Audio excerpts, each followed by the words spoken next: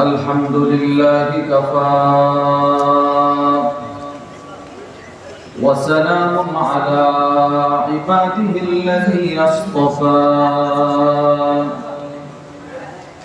أما بعد فأعوذ بالله من الشيطان الرجيم بسم الله الرحمن الرحيم وتعاونوا على البر والتقوى ولا تعاونوا على الإثم والعدوان واتقوا الله إن الله شديد العقاب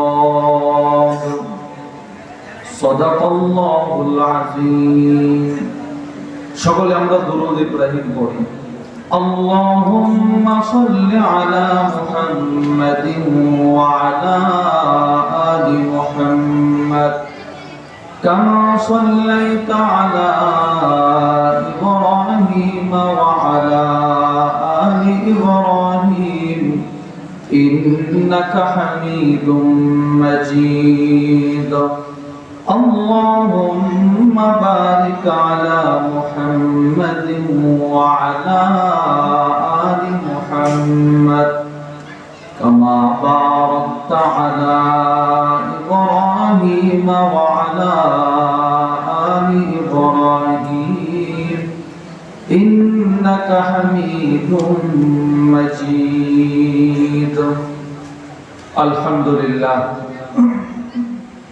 জেঠাগ্রাম আল ইহসান যুব সংঘের উদ্যোগে আয়োজিত ২৭তম তাফসীরুল কোরআন মাহফিলের মুহতারাম সদর সভাপতি অত্র এলাকার কৃতি সন্তান হযরত মাওলানা শেখ আমানুল্লাহ সাহেব হাফিজাহুল্লাহ ও হযরত মাওলানা হাফিজ হুসাইন আহমদ খান সাহেব হাফিজাহুল্লাহ সহ উপস্থিত হযরত উলামায়ে কেরাম, দূর দূরান্ত থেকে আগত কালিমায়ে তয়্যিবার সোনালী সুতায় গ্রথিত ধর্মবান মুসলমান ভাইরা, সর্বপ্রথম আল্লাহর দরবারে শুকর আদায় করছি যে আল্লাহ আমাদেরকে অত্যন্ত ভালোবেসে রহমতি বরকতি জান্নাতের টুকরা বাগানে মাদ্রাসার প্রাঙ্গণে আসার বসার তৌফিক দান করেছেন। এজন্য আমরা সকলেই দিল থেকে শুকরগুজার হয়ে জবান খুলে বলি আলহামদুলিল্লাহ। আপনারা মাগরিবের পর থেকে ওলামাদের জবান থেকে গুরুত্বপূর্ণ আলোচনা শুনতেছিলেন। মাগরিবের আর এশারের নামাজের পূর্বে আমাদের বাংলাদেশের অন্যতম মুরব্বী শাইখুল হাদিস আল্লামা মুফতি সাজিদুর রহমান সাহেব হাফিজাহুল্লাহ হুজুর গুরুত্বপূর্ণ আলোচনা করেছেন। আমি আপনাদের সামনে বসে কোরআনুল কারীমের সূরাতুল মাইদা ২ নম্বর আয়াতে কারীমার কিছু অংশ তিলাওয়াত করেছি। এই আয়াতে কারীমার অংশকে সামনে রেখে সংক্ষিপ্ত সময়ে কোরআন ও হাদিস থেকে গুরুত্বপূর্ণ একটি বিষয়ে কিছু কথা বলার আশা রাখি। ওমা তাওফীকি ইল্লা বিল্লাহ। আল্লাহ তাআলা বলনেওয়ালা শ্রবণ করনেওয়ালা উভয়কে আমল ইখলাসের সাথে বলার শ্রবণ করার তৌফিক দান করেন, আমিন। আজকে আমি আপনাদের সামনে যে বিষয়টা নিয়ে কথা বলবো, এটা আমার এখানের আলোচ্য বিষয় নয়। এখানে আমার আলোচ্য বিষয় দুরূদ শরীফের ফজিলত, ওইটা দিয়েই করা দরকার ছিল, কিন্তু এই আলোচ্য বিষয়ে আলোচনা আমি গত বছর আমাদের ডিগর মসজিদ প্রাঙ্গণে করে গেছি। যেহেতু একই আলোচ্য বিষয় একই এলাকায়, এজন্য আমি ওই বিষয়টা নিয়ে কথা বলাটা সমুচিত মনে করি নাই, বিধায় মাহফিল কর্তৃপক্ষকে আমি জানিয়েছি। আমাদের উদ্দেশ্য বলা, আমাদের উদ্দেশ্য শ্রবণ করাও, আমাদের উদ্দেশ্য দ্বীনি কিছু বিষয় জানা শোনা। তো আমি যেন দ্বীনের অন্য কিছু বিষয় শুনতে পারি, জানতে পারি, সেই বিষয়টার প্রতি লক্ষ্য রেখে আমি আজকে আলোচ্য বিষয় নির্ধারণ করেছি পর উপকার, একে অপরকে সাহায্য সহযোগিতা করা, একজন আরেকজনের প্রয়োজন মেটানো। এই বিষয়ে ইসলাম কি বলে, কোরআন কি বলে, হাদিস কি বলে, রাসূল কি বললেন, সে বিষয়ে কিছু কথা আপনাদের সামনে বলার লক্ষ্যে এই আয়াতে কারিমা তিলাওয়াত করা হয়েছে। পরোপকার বা পরস্পর একে অপরকে সাহায্য সহযোগিতা করা, এটার আরবি হচ্ছে আত-তাআউন আল-মুসাআদা। যার অর্থ হচ্ছে আওয়ানা বা'দুহুম বা'দা, একে অপরকে সাহায্য করা। বলেন, একে অপরকে কি করা? সাহায্য করা। এটা হচ্ছে শাব্দিক অর্থ। পরিভাষায় আত-তাআবুদ বা পরোপকার কাকে বলে? ভাই কি করে কমায় দেন ভাই, এই ভাই কি বন্ধ করে ভাই, কি বন্ধ করে। পরোপকার কাকে বলে? আল্লামা খালিদ আল-খাররাস তার বিখ্যাত কিতাব মাওসুআতুল আখলাকের মধ্যে লেখেন, আল মুসাআদাতু আলাল হক ইবতিগা আল আজরি মিনাল্লাহ। আল্লাহ তাআলার কাছে প্রতিদান চেয়ে একজন আরেকজনকে সাহায্য করার নাম হচ্ছে পরোপকার। আমি আপনার উপকার করব, আপনার কাছে আমার কোনো চাহিদা থাকবে না। আমি আপনাকে রাস্তা দেখায় দেব। আপনি মুরব্বী মানুষ, উযু করতে গেছেন, আমি আপনার টিউবওয়েলটা চেপে দেব। এর উদ্দেশ্য হবে আপনি আমাকে কিছু দেন না দেন, রব যেন আমাকে সওয়াব দান করে। এটাকে বলা হয় পরোপকার। আল্লামা শাইখুল ইসলাম ইবনে তাইমিয়া রাহিমাহুল্লাহ তার বিখ্যাত কিতাব জামিউল মাসাইল, ওই কিতাবের মধ্যে লেখেন, প্রতিটা মানুষের উচিত, প্রতিটা মানুষের কর্তব্য, তার জিন্দেগীর একটা উদ্দেশ্য হওয়া যে সে মানুষকে উপকার করবে। সে মানুষকে কি করবে বলেন?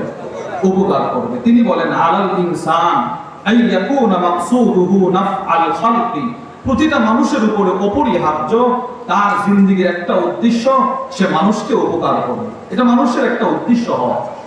যদি আমি একজনকে উপকার করি তো আমার লাভ কি? ওনার ছাত্র শাইখুল ইসলাম সানি ইমাম রব্বানি আল্লামা ইবনুল কাইয়িম আল জাওজিয়্যা রাহিমাহুল্লাহ তার বিখ্যাত কিতাব হাদিউল আরওয়াহ ইলা বিলাদিল আফরাহ, ওই কিতাবের মধ্যে লেখেন, যে মানুষটা অন্য মানুষকে উপকার করবে সে যেন উপকার করে নাই, সে যেন সরাসরি আল্লাহর রহমতের খাজানার চাবি নিয়ে ফেলছে। মিফতাহ হুসুলির রাহমা আল ইহসান ফি ইবাদাতিল খালিক ওয়াস সা'য়ু ফি নাফ'i আবিদি। ইমাম ইবনুল কাইয়িম আল জাওজিয়্যা রাহিমাহুল্লাহ লিখেন, প্রতিটা মানুষের উচিত পরোপকার করা। করলে কি লাভ? তো কেউ যদি তার সাধ্য অনুযায়ী বান্দার উপকার করে তো রব খুশি হয়ে তাকে রহমতের খাজানার চাবি দিয়ে দিবে। এটাকে বলা হয় পরোপকার। একে অপরকে প্রয়োজন মিটিয়ে দেওয়া, একে অপরকে সাহায্য করা। আমি দেখেছি সারা বাংলাদেশ থেকে বন্যায় কবলিত যে মানুষগুলো এখন লক্ষ্মীপুর, নোয়াখালী, ওই মানুষগুলাকে আপনারা সহযোগিতা করেছেন। আমাদের হযরত, আমাদের মুরব্বী হাফেজ হুসাইন আহমদ খান হাফিজাহুল্লাহ সহ ওনার নেতৃত্বে বেশ অনেক আলেম ওলামা আপনাদের পক্ষ থেকে ওনাদেরকে সহযোগিতা করার জন্য ত্রাণ পৌঁছেছে কিনা বলেন? বলেন না, পৌঁছেছে কিনা? সারা বাংলাদেশ থেকে একটা সহযোগিতা করছে। ওইটা যখন আমি দেখছি তো আমার ভিতর একটা চেতনা আসছে, না এটাও মানুষকে বোঝানো দরকার, এটা কত বড় গুরুত্বপূর্ণ কাজ, সওয়াবের কাজ। এটা হচ্ছে পরোপকার। আপনার বাড়ি যেটা গ্রাম, আপনি আরেকজনের কষ্ট দেখা ব্যতীত হয় তার জন্য কিছু খাদ্য সামগ্রী উপহার নিয়ে গেছেন, এটাকে পরোপকার বলে। এই সিফত, এবার এই পরোপকার, এটা এই আলোচ্য বিষয়টার গুরুত্ব কত এটা বোঝানোর জন্য কয়েকটা কথা শুনেন। এক নাম্বার, পরোপকার, একে অপরকে সাহায্য করা, সহযোগিতা করা, প্রয়োজন মিটানো। এই সিফত যার ভিতরে যত বেশি, রাসূল বলেন সে আল্লাহর কাছে প্রিয় তত বেশি। এই সিফত, একজন আরেকজনকে উপকার করা, সাহায্য করা, সহযোগিতা করা, এটা যার ভিতরে যত বেশি, নবী বলেন তুমি আল্লাহর কাছে প্রিয় তত বেশি। সহিহ আত-তারগীব ওয়া তারহীবের 2663 নম্বর হাদিস। وعن عبد الله بن عمر رضي الله تعالى عنهما قال, হযরত আব্দুল্লাহ ইবনে উমর রাদিয়াল্লাহু তাআলা আনহুমা থেকে বর্ণিত, قال النبي صلى الله عليه وسلم, আল্লাহর নবী বলেন, আহাব্বুন নাসি ইলাল্লাহ আনফাউহুম লিন-নাস, যে মানুষটার ভিতরে পরোপকার বেশি, মানুষকে সাহায্য সহযোগিতা করার সিফত বেশি, মায়া বেশি, রাসূল বলেন ওই মানুষটা আল্লাহর কাছে প্রিয় বেশি। সুবহানাল্লাহ। চিন্তা করছেন, নবীজি বলেন। এক নাম্বার। দুই, এই সিফত একজন আরেকজনকে উপকার করা, প্রয়োজন মিটানো এই সিফত, এই গুণ যার ভিতরে যত বেশি, নবী বলেন এ মানুষদের ভিতরে শ্রেষ্ঠ তত বেশি। আসিলসিলাতুল আহাদিস সহিহা 426 নম্বর হাদিস।